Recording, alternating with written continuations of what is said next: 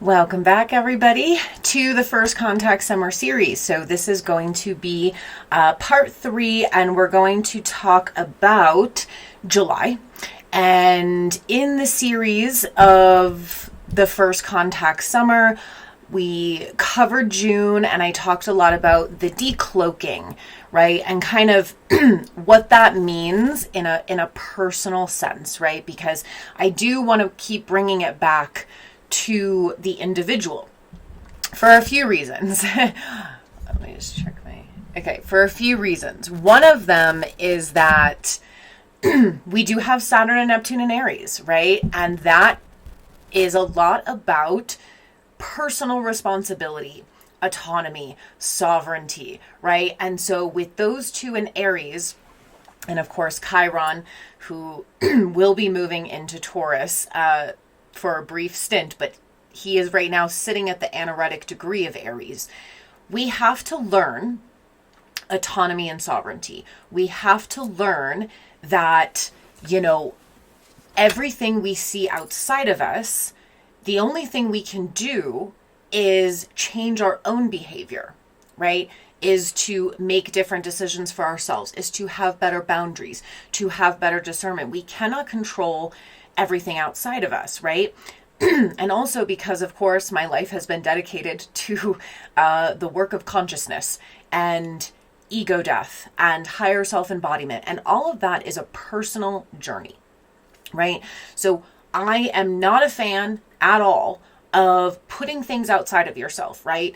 I'm not a fan at all of waiting. I am not the most patient person in the world.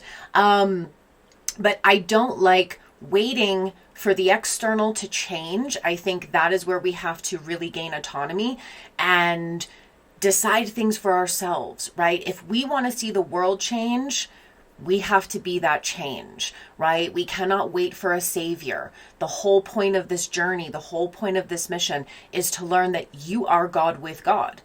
You don't need, no one's coming to save us, okay? We have to be and embody what we wish to see in the world. So I'm going to keep bringing it back to the personalized version of this because, again, I'm not going to promote any more externalization. We have done a lot of that. We have wasted a lot of time, in my opinion, waiting for external events, waiting for someone to save us, waiting for things to change, and we have wasted a lot of time in that regard. So July is the first contact month, and again, I'm going to make this personal. This is about the individual, and you'll get why I'm going to be doing this a lot. Is also not only because we have Saturn and Neptune in Aries, which in and of itself, right, is forcing personal accountability, but also because when we talk about July and at the end of July, the nodes change. Okay, right now the North Node is in Pisces, the South Node is in Virgo, and we have had that nodal axis since January of 2025. Okay, and so Pisces is the all. Pisces is the energetic morphogenetic field, if you will, and Virgo is the distillation of the all into the simplistic, right? Virgo is able to take things that are complicated and make them simple. Virgo is able to take a big vision and distill it down into step by step. Okay, so that is the way that axis works. But I think what's happened a lot is because that North Node has still been lingering in Pisces, right? Is that we're still looking out. Okay, Pisces is big vision. It's the cosmos, it's the universe. As I said, I think it's a lot about the morphogenetic field. We're still looking there for all of the answers. And again, because the North Node is there, we do have to work with the North Node, but we also can't forget the South Node. Virgo is asking us to still have discernment and to still be able to realize that, yes, it's a big world and it's a big cosmos and we are but a piece of that, but we have to actively work with our piece of the puzzle, right? But I think it's been a very impersonal access, right? And when we get to the North Node in Aquarius and the South Node in Leo, the main themes of that is Leo is all about the me. It's about me. And Aquarius says it's about the bigger vision. It's not about you, right? It's in many ways not personal. It is about the whole. It is about evolution. It is about the bigger vision. But the South Node with Jupiter and Leo is going to be like, but it is about me too, right? And so that access is going to require us to learn that it's not about us individually in the egoic sense, right? Everything does not revolve around us personally, but it is about us. And it's about us in the way of everything comes back to the self, while staying in line with the fact that realizing it is about me. It is about me, right? But in being about me, it's about the bigger vision. And I am but a main character in the play that is about the all, right? And that's going to be that access. And we're going to have to learn very delicately how to balance that, how to make it not about us in an egoic sense, but realize it is about us. And that serves the greater vision. That serves the greater whole, right? So let's talk about first contact and July. So we've got a lot to cover. So again, I briefly kind of touched on this in the earlier series. First contact for me personally, this is what I feel, is that this is establishing first contact with your future self. This is establishing first contact with the source, right? With the future, with the new earth. That is how I'm interpreting first contact, because it represents everything, right? So we're seeing a lot in the news right now, and I'll get to that. I'll do a totally different video on that. As the UFO files have been coming out, but all of a sudden we are seeing an increase in galactic activity, UFO activity, however you want to refer to it as, right? There was like even a Brazilian psychic. There was all these videos coming out of Brazil of what looked like galactic activity. And then there was a Brazilian psychic who came out and predicted some sort of like decloaking was going to happen during the World Cup, right? I've also seen some other videos happening from other states in the US with very strange ships, intergalactic, what looks like an intergalactic species, aliens, right? This is the new norm. This is why I'm doing this series. This is the new norm, right? But our focus is, again, I will keep it focused on the self. Focus on making contact with your future self and the future earth, okay? Because what we're witnessing is a bleed through of all of that. Remember, time is not linear. Time is a sliding scale. In many ways, dimensions are time. Perspectives are dimensions. Beliefs are dimensions. Okay, they're not some sort of like out there phenomenon. They are a state of awareness, if you will.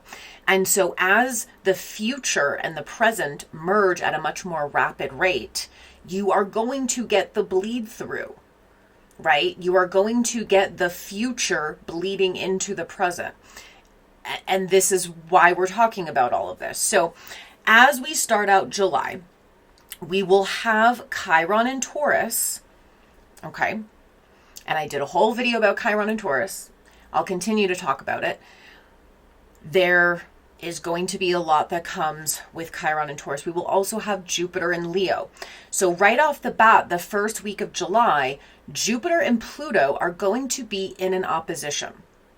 Okay? And this is what triggers Barbolt's basket. Okay? And I am going to talk about Barbolt's basket for you guys. Again, if you have not heard about this or you don't know what that is. So basically in astrology, when especially outer planets, and we're specifically talking about the outer planets right now, because they take a long time to transit, meaning that when they meet up in certain configurations, this has very, very long lasting implications, much more than the inner planets who move all the time. So in astrology, there is a certain configuration called a cradle. And that is what he's referring to. He's calling it a basket. It's the same thing. And so a cradle is when you have multiple planets in a harmonious configuration. Okay.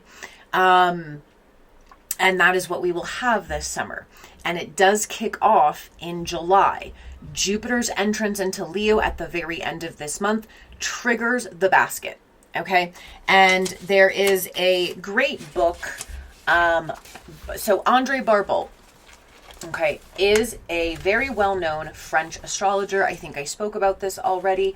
And he made a lot of predictions based on looking at the outer planets and their configurations. Okay, so he predicted the fall of the USSR.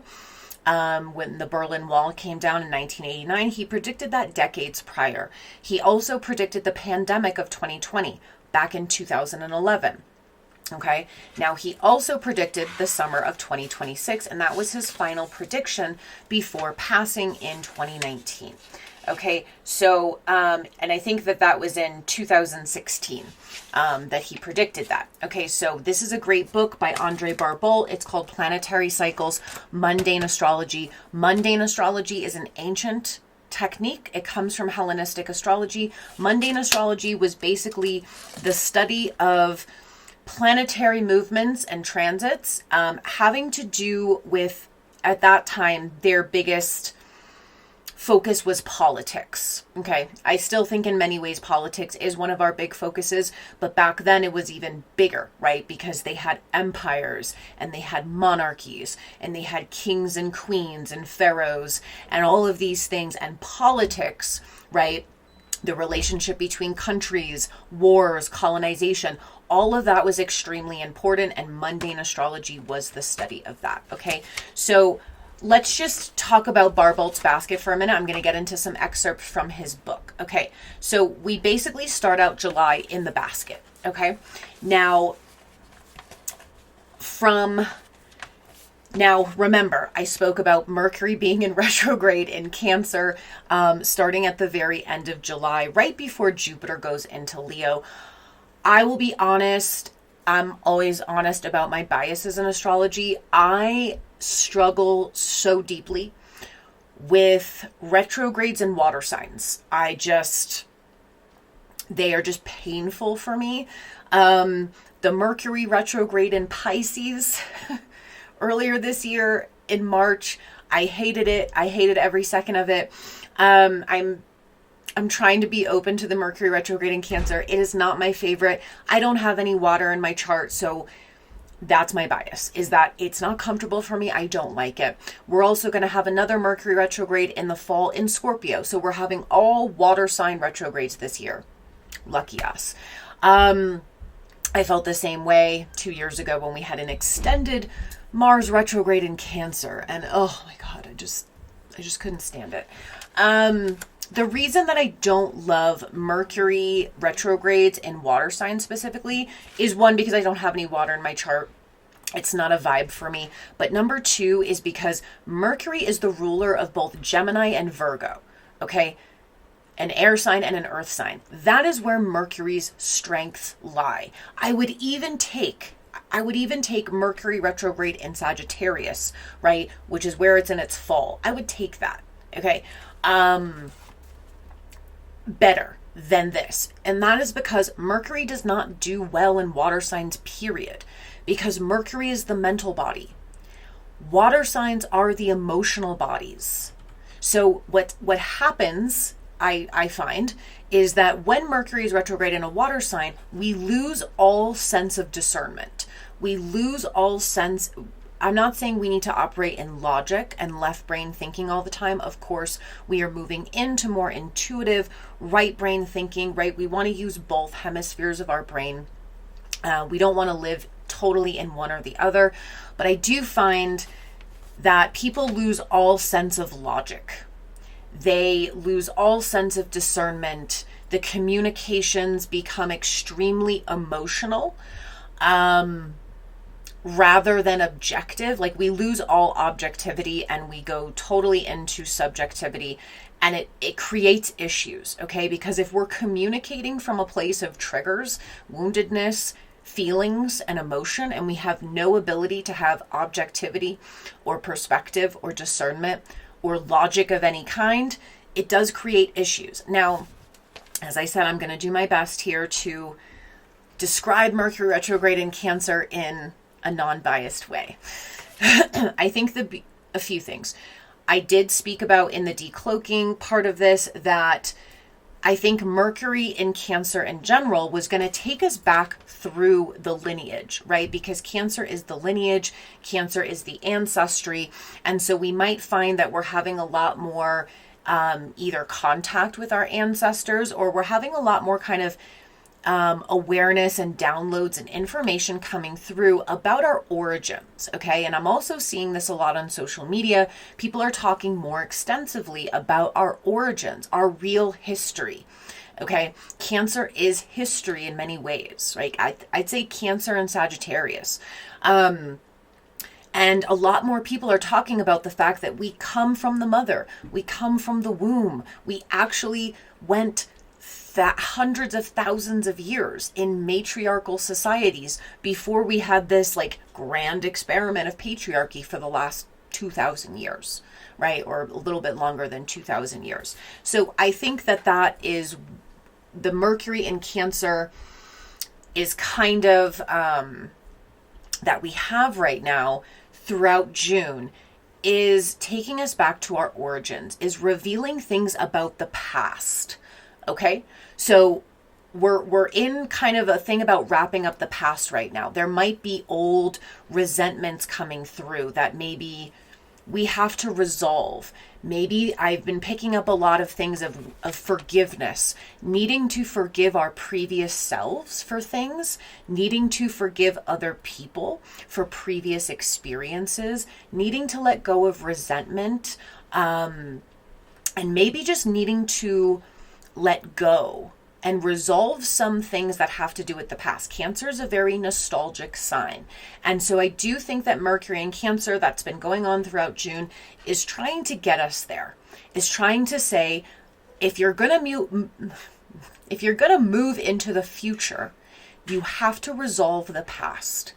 You know, we have certain phrases of like, oh, the past is haunting me, or things like that. It's because when we haven't let go, resolved, healed, or forgiven something from the past. And again, I would encourage you to bring it back to self.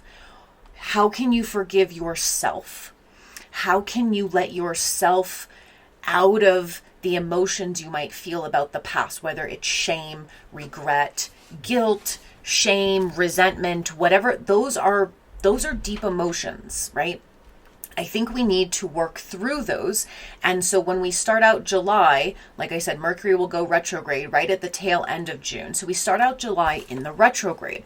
Now, my feeling is that this is where we pivot.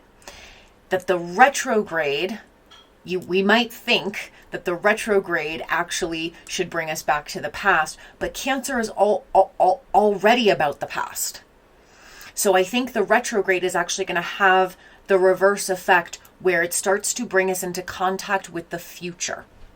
Okay, so that we start off the month. Okay, Mercury retrograde in Cancer. This is the first contact going this way instead of back this way. Now, okay, Barbalt's basket. So the basket is going to be the most active throughout the month of July, but it starts really on July 7th through the 31st, okay? And so this is where all the outer planets will be meeting at 4 degrees. We will have Uranus at 4 degrees Gemini. We will have Pluto at 4 degrees Aquarius. We will have Neptune at 4 degrees Aries, okay? Those are what we're considering the outer planets right now. They're all going to be at 4 degrees. Now, around this time as well, Jupiter is probably going to hit the 4th degree of Leo because it just moves in on June 30th. So again, that adds to the 4-degree basket here.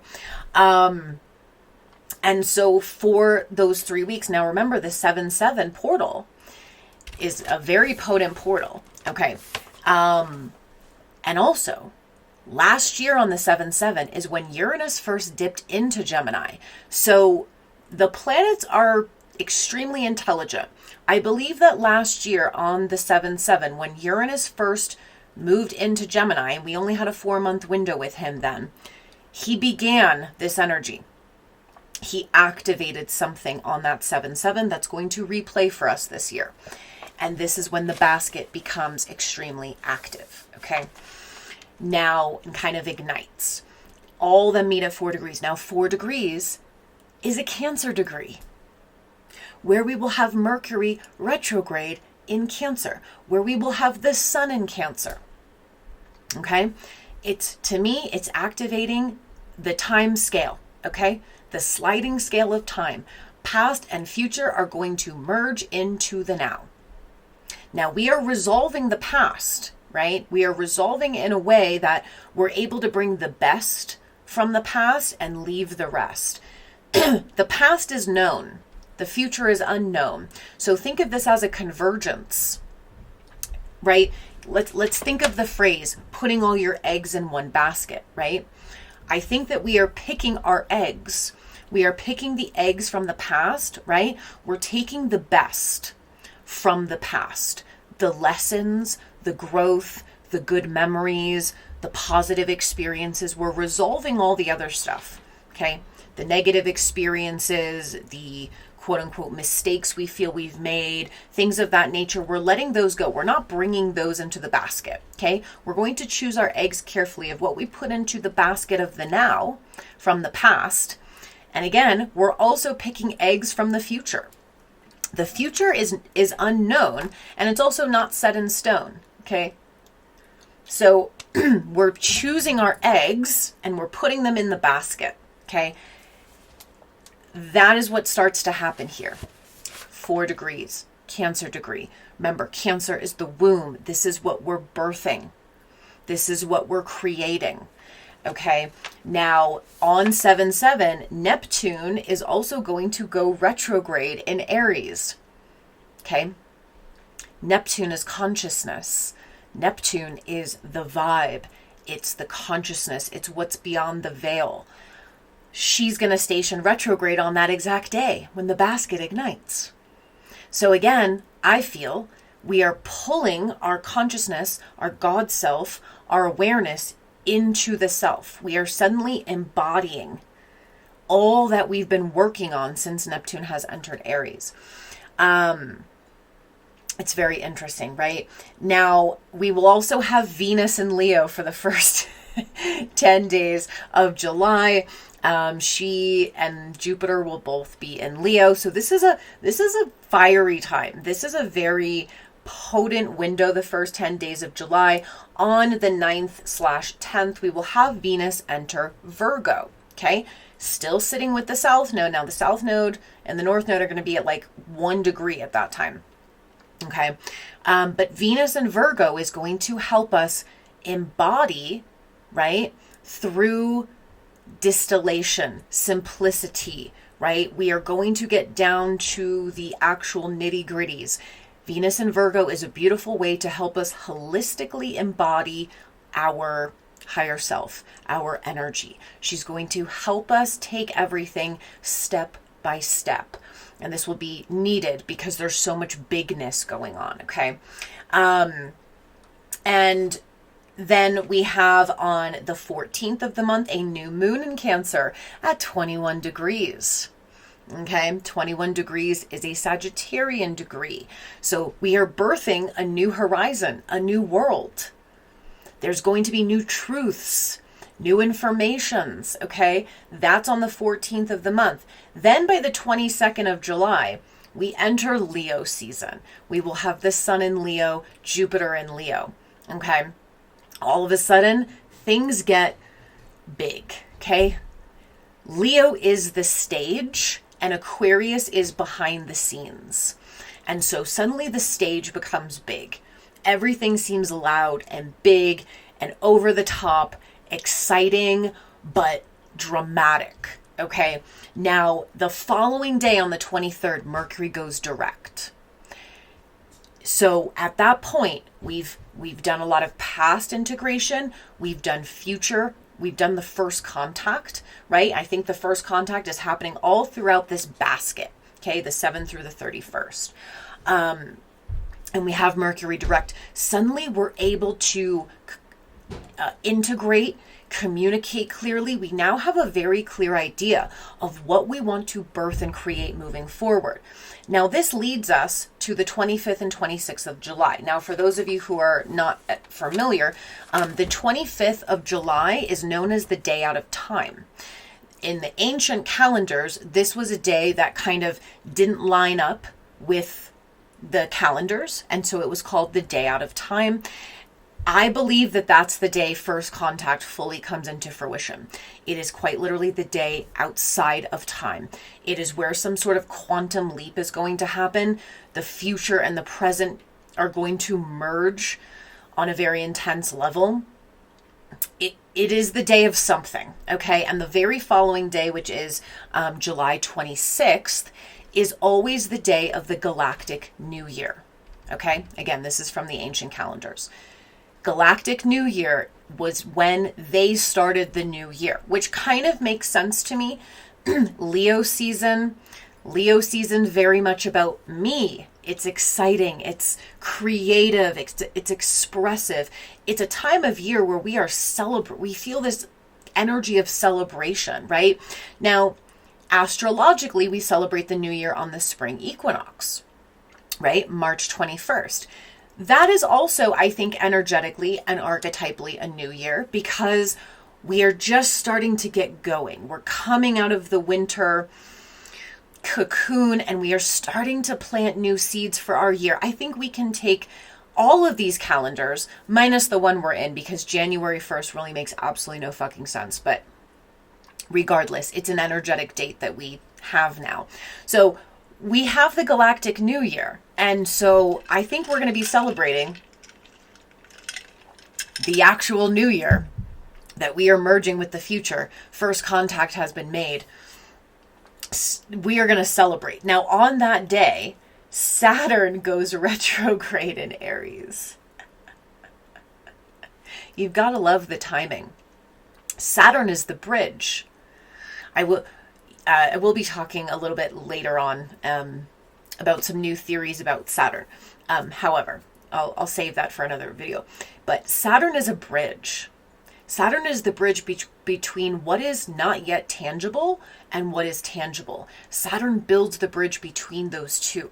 And in Aries, again, it's about the new creational cycle, the new human, the cosmic human, the new story, the new timeline. So Saturn retrograding on the day of the Galactic New Year, while Neptune already went retrograde on the 7/7, when Barbalt's basket kicks off, the timing is not something you can make up. Saturn is bringing that bridge from the future into the now.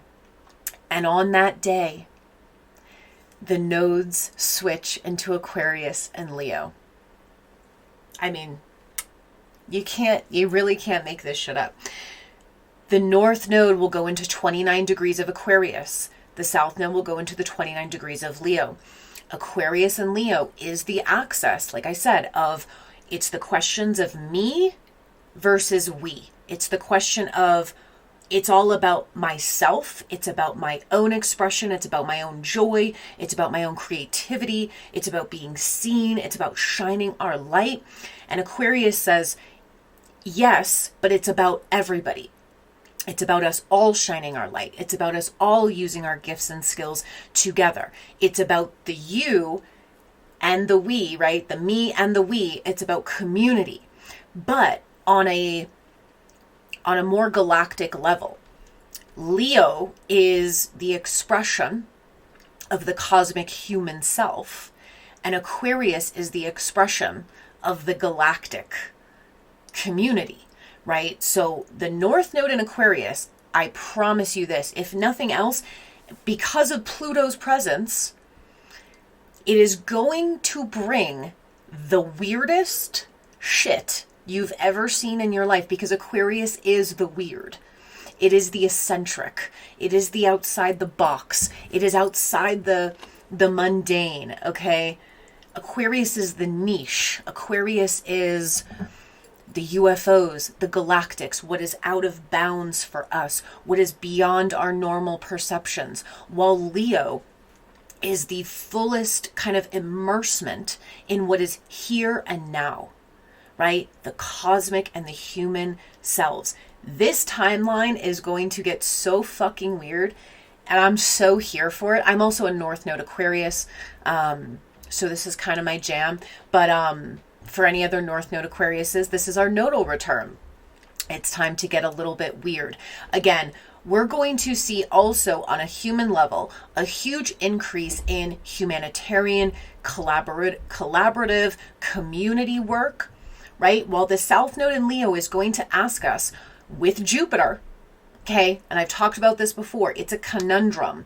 When Jupiter is transiting with the South Node, it is a fucking paradox, okay? Also with Pluto on the North Node, it's a paradox because Pluto is about this deep transformation. It is quite literally about facing the deepest shadows. So Pluto on the North Node, it's going to be all the shadows around what's been done to humanity, crimes against humanity, the enslavement of humanity. It's also going to bring up the deep ego and the shadows that humanity is embodying. It's also going to test our fears around the future, around UFOs and aliens and first contact and what is weird, right? It's going to test the boundaries of that. It's going to ask us, are you afraid of what you don't know? Are you afraid of what is different than you? That's a paradox. Jupiter is a big girl, and wherever she is, she takes up space, and she asks for us to take up space as well. Jupiter on the South Node, you're going to see ego inflation, like big time. But again, with that opposition from Pluto, there will be ego checks. There will be such deep ego deaths around this because again, Jupiter on the South Node in Leo says, take up space, shine your light. Don't be afraid to be who you are.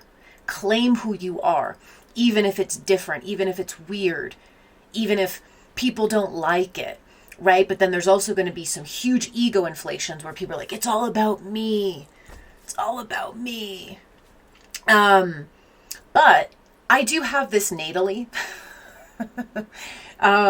So I feel like it's a paradox I live inside of regardless. I have Jupiter in Leo, conjunct my South Node in Leo, and the North Node in Aquarius. So it is a weird thing. And I live within it all the time of like, you want to shine and you want to kind of express yourself and take up space, if you will.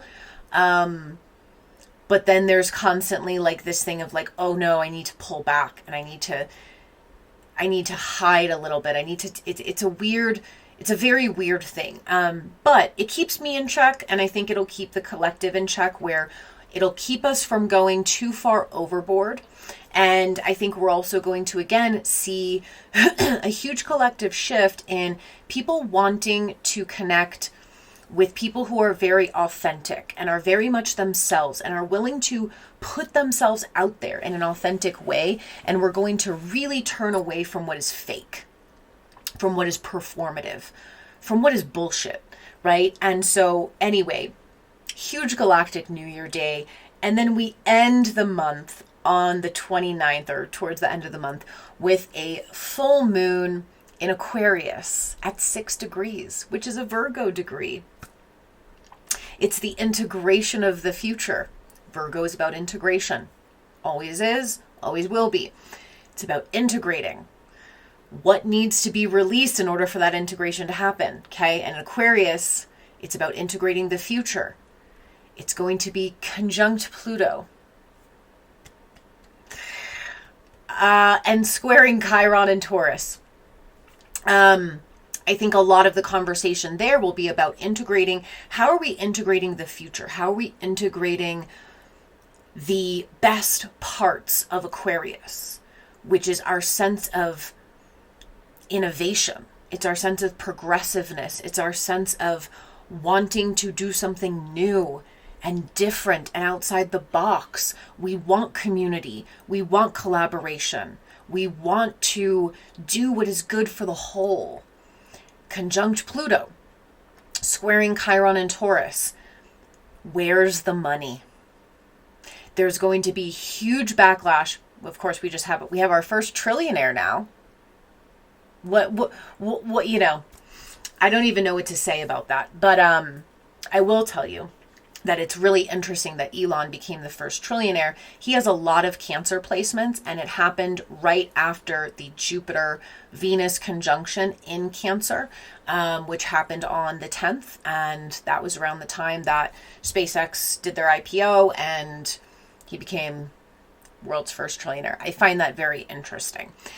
He has a lot of Cancer placements. So when we talk about Cancer, remember, it's not just about the birthing of something. It's not just about ancestry and the future.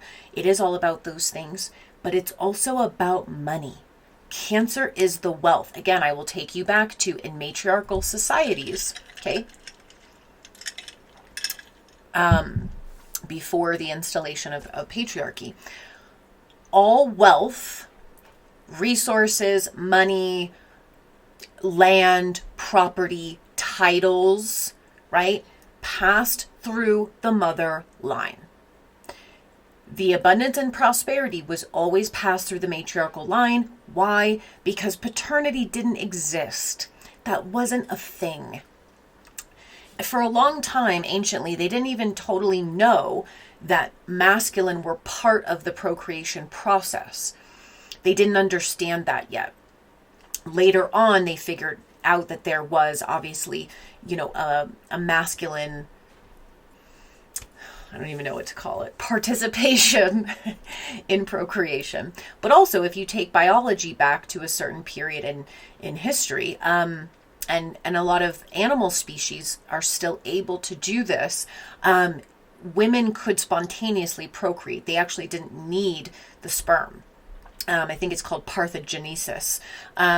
And there's a lot of animal species that could still do that, a lot of plant species that could still do that. And there's a lot of historical facts that females, women, could do that anciently. So at some point, maybe we lost that ability. Maybe through evolution, we decided that it was best not to do that, whatever the case may be. But they didn't figure it out till later on that male participation was part of it. And even at that time, they couldn't prove paternity. There was no way, right? I've talked about this before. This is eventually what created purity culture under patriarchy. Was the only way to secure the paternity of a child was if you made sure that the mother was a virgin. It was the only way to prove it.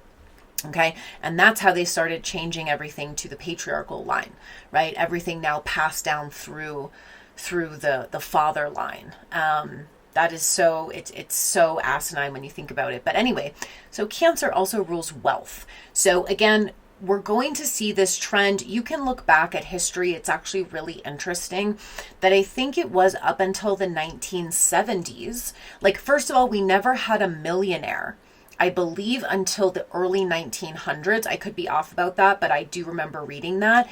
And then there was lots of millionaires that, propped up because during the Industrial Revolution, people started investing into things like the stock market and railroads and liquor and building and things of that nature. And so that's when the real amass of wealth, right, started to occur. We could even go back to the Gilded Age and talk about that. And then I believe the first billionaire was not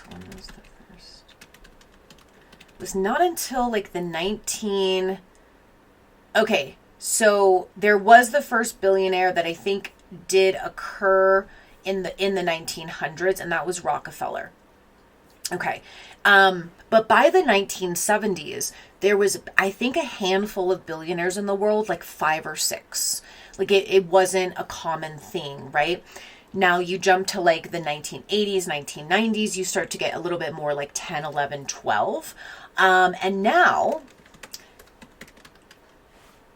after the year like 2000, there are 935 billionaires in the world. So we went from centuries where nobody was amassing that much of wealth, unless we're talking about like the monarchy, right? Or whatever, royalty families and stuff like that. But then you had this stretch where we had the first billionaire in the 1900s, Rockefeller. And then by like the 1970s, you had a sprinkle of them, right? 1990s, you had a little bit more, like 10, 11, 12, I believe. Then after the year 2000, again, started to slowly increase. But once you reach like the 1910s, so it literally says the number of US billionaires has grown dramatically. Okay, so by the 90s, there was 66. Okay, 1990s, there was 66. Okay, so you had a big jump between the 70s and the 90s, but not that much. Jumped by like 30, 25 to 30. Okay, between 1990 and now, it jumped from having 66 billionaires to 935. And this is only in the United States. This is not even worldwide. How the fuck does that happen? And I'm telling you that, especially when the North Node goes into Aquarius and it starts, and we're already going to have squares from Chiron and Taurus, this is going to be the question. Distribution of wealth. Are we serving the greater good? Are we taking care of humanity as a whole? And again, first contact, I believe, is going to be a lot of us getting information from the future about how to correct this current timeline, about what we need to do differently, where things need to change. And again, I do think if this does happen to manifest somehow in a physical first contact, right? And like we've already seen, as I've been talking about decloaking of June, all of a sudden there's tons of articles about sightings and crafts and UFO. So again, it's not because of me. It's not because I'm talking about it. It's because I'm picking up on the energy of what's already happening. So it's going to become more popularized, more normal by the time we get to July, of decloakings and sightings, etc. And then in July, first contact, it's going to become very normal that people are going to have visions, dreams, downloads, connections about the future, right? And again, this could manifest physically as some sort of first contact, right? With galactics, UFOs, whatever we want to call them, where humanity starts saying, what the fuck are we doing? Right? For the first time, if everybody is realizing we are not alone, there are much more presences here than we can even fucking fathom, then none of this surface level shit matters anymore. All of a sudden, all of this is obsolete. And also, if we are making first contact with the future, and of course the future and New Earth is nothing like this hellscape is, everybody's going to start questioning, well, what are we doing, right? And I think the people with the most money are going to have the opportunity to either help humanity or not. And if not, it could become very clear that you're not coming into the future with us. You will simply cease to exist. And that wealth will get redistributed one way or the other. So it's going to be very interesting. Now, I want to talk a little bit about some excerpts from Andre Barbault about the basket. Now, the other interesting thing about the basket, right? Okay, so let me just give you a brief overview of the basket, okay? So you're going to have Leo, let me move my hands. Okay, so you're going to have Leo over here, right, with Jupiter and the South Node opposing Pluto and the North Node in Aquarius, okay? So this creates kind of the top of the basket, if you will, okay? Now, intertwined within that, we have a lot of the goddess asteroids involved in this basket, which I do find interesting. Okay, so Juno, who is the goddess of contracts, partnerships, okay, sacred contracts and relationships. We can kind of think of this as soul contracts, if you will. She's conjunct Pluto. So that's interesting. And then, of course, we'll have Jupiter, and the South Node in Leo, okay? So this is creating kind of the rim of the basket, if you will, okay? And then Pluto, where am I? Jupiter in Leo, okay, is going to be sextiling down here on the bottom of the basket, Uranus and Gemini, okay? Now, Ceres is currently moving along with Uranus and Gemini. Ceres is the Great Mother. Okay, now the other side of the bottom of the basket is Saturn and Neptune and Aries, who are making a sextile, right, to Pluto and the North Node in Aquarius. Now Uranus and Gemini is also making a trine to Pluto and Aquarius, and Jupiter and Leo and the South Node are also making a trine to Saturn and Neptune and Aries, okay? So a trine occurs when you have the same modality. So the fire planets, Leo and Aries, they are trining, okay? You also have the same thing with Uranus and Pluto. They're both in air signs, and they are trining. And then you have a sextile when you have compatible elements. So fire and air are compatible, so they're all sextiling. So it's an amazing configuration. Of course, the Jupiter-Pluto opposition is a little bit tense. I won't lie about that. And then you have Chiron and Taurus kind of in the middle of this fucking basket, making squares to Jupiter in the South Node in Leo, and also squaring Pluto and the North Node in Aquarius. Okay. Now, so Andre Barbault. So he basically first talks about he goes through different cycles with the outer planets. And one thing he was talking about was the Jupiter-Uranus cycle. And he gave the example that when Jupiter and Uranus conjuncted back in 1789, they gave us the French Revolution. Okay, now Jupiter and Uranus are not conjuncting here, okay, but I'm just giving you examples of how these configurations create worldwide events, okay? He said also, a slow planet can intervene when it passes over the location of the previous conjunction, meaning that Jupiter and Uranus, right, were conjunct here during the French Revolution, and so if a planet goes back to that same degree of that conjunction, it can kind of kick off a similar energy, right? Now he says, this is how I've come to make the forecast, which he was, in this case, he was predicting something in the 80s. And he said, it's quite interesting that there was a Saturn-Neptune conjunction in the year 1809 in Sagittarius. Okay.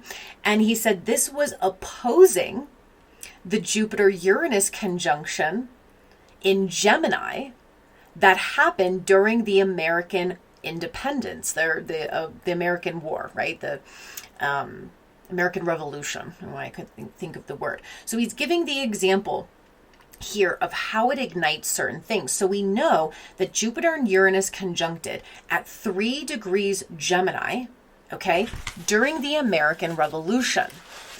Now, Uranus is about to hit 3 degrees Gemini in July. Uranus is going to hit the exact degree that he conjuncted Jupiter in during the American Revolution. You know, it's significant. It's very, very significant. And so then he says that basically economic revolutions, especially in the West, so talking about America, are linked to Jupiter, Saturn, and Uranus cycles as a framework. And what we have now, right, is Saturn and Neptune conjunct in Aries along with Pallas Athena and Vesta. And they are making a sextile to Uranus and Gemini. So he's talking about these economic revolutions, and of course, Chiron and Taurus in the mix. We are in for an economic revolution for sure. Now, the next thing he talks about is the Saturn-Neptune cycle, and I thought this was really relevant for us in this current time period because Saturn and Neptune just made an exact conjunction in February. So we are in an entirely new Saturn-Neptune cycle, which lasts about 164 years. Now, he said with Saturn and Neptune, this has to do with prosperity and misfortune. Okay, so he's saying that when these two meet up, they often create and add to these cycles of prosperity and wealth going up and down, right? Power and prosperity, as he calls it, and also leads to insurrections. Okay, so we have this in Aries, 0 degrees of Aries to be exact, the world axis. So again, this is kicking off a huge theme here. And now we're going to have Uranus back at the same degree very shortly. Okay, probably the end of June, beginning of July, the same degree he was at when he first conjuncted Jupiter during the American Revolution. We also have Pluto back in Aquarius, which was there also during the American Revolution, also during the founding of the writing of the Constitution. So here in the U.S., you can see how this is creating something, right? And he gave the example here that one of the first times we're talking about our modern U.S. history, Saturn and Neptune, they conjuncted in Virgo in 1773, which created the Boston Tea Party. Now they conjuncted again in 1809, and this was in Sagittarius, and there was a general uprising in the Spanish colonies. Jump to 1846, they conjuncted at 26 degrees Aquarius, and this was kind of the start of communism, okay? 1882, they conjuncted at 16 degrees of Taurus. This was the birth of the European Socialist parties.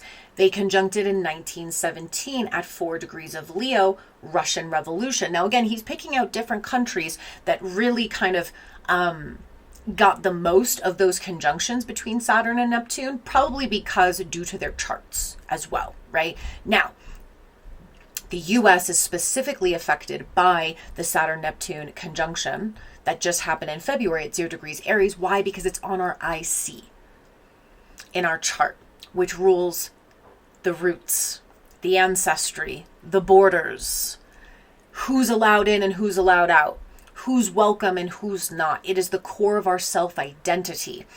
That is why the US is specifically affected here this year by that Saturn-Neptune conjunction. Then we have the final conjunction, or the most recent conjunction, of 1989, which was in Capricorn, and we saw the fall of the Berlin Wall, right?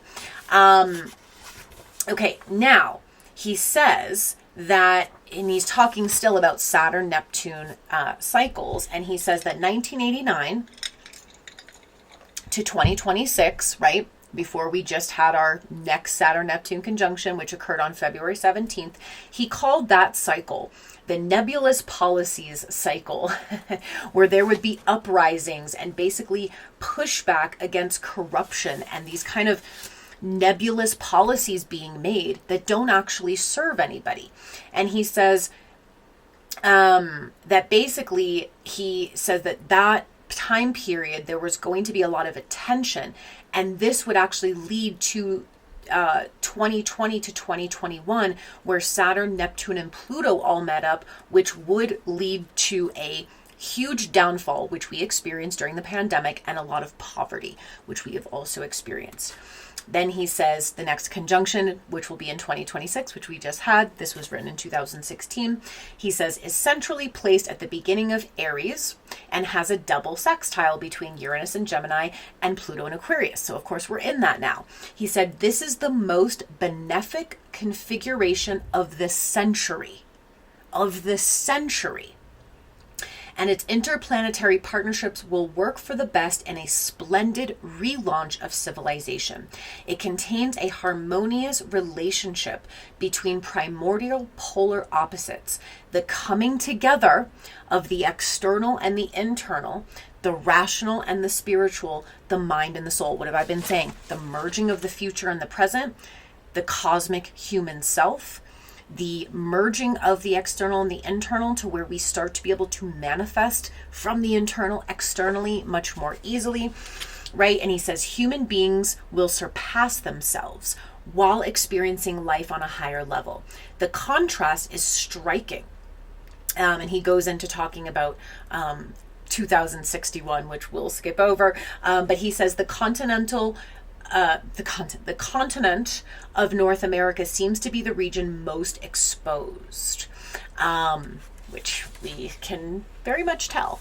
And then he kind of briefly also talks about, let's see, let's jump to, okay, then let's jump to here. So again, he was prophesizing in this book about 2020 to 2021, where he obviously says that the critical drop in our society here in the United States would be, and of course across the world, would be 2020 to 2022. And that is because we had a Jupiter-Saturn conjunction. We then had a Saturn-Pluto conjunction in January of 2020, basically right before the lockdowns really began. And they were in Capricorn. So you have two malefics meeting up in Capricorn, which Capricorn is ruled by Saturn. So it's ruled by a malefic. It wasn't a good time. And I think all of us knew it was not going to be a good time, but there is a purpose for all of this. These are the cycles that we go through, right?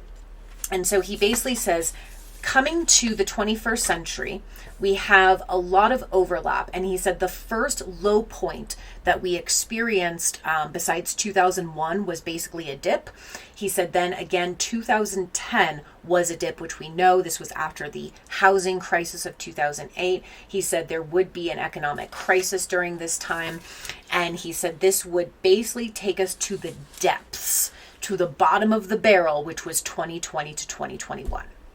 And he said, now he's talking about 2026, we have the great swing of the pendulum from the lowest to the highest point, where here conversely, we have this harmonic Saturn-Neptune conjunction at the central point of Aries in a double sextile to Uranus and Gemini and Pluto in Aquarius, who are trine to each other, as I just explained, and it will be a change for the better when the headlines will be more agreeable and our civilization will enter a new mini great year. And he says great years only come about every millennia or so. So that is that is July, first contact energy. It's big, it's bold, it's intense. And then we'll get into talking about August, which I'm going to call the solar flash month. But yes, so as we're nearing the end of June, rewatch the June video. But first contact summer is alive. First contact summer is here. I love you guys. I'll be back soon with the next update, which I will be talking about first contact possible locations.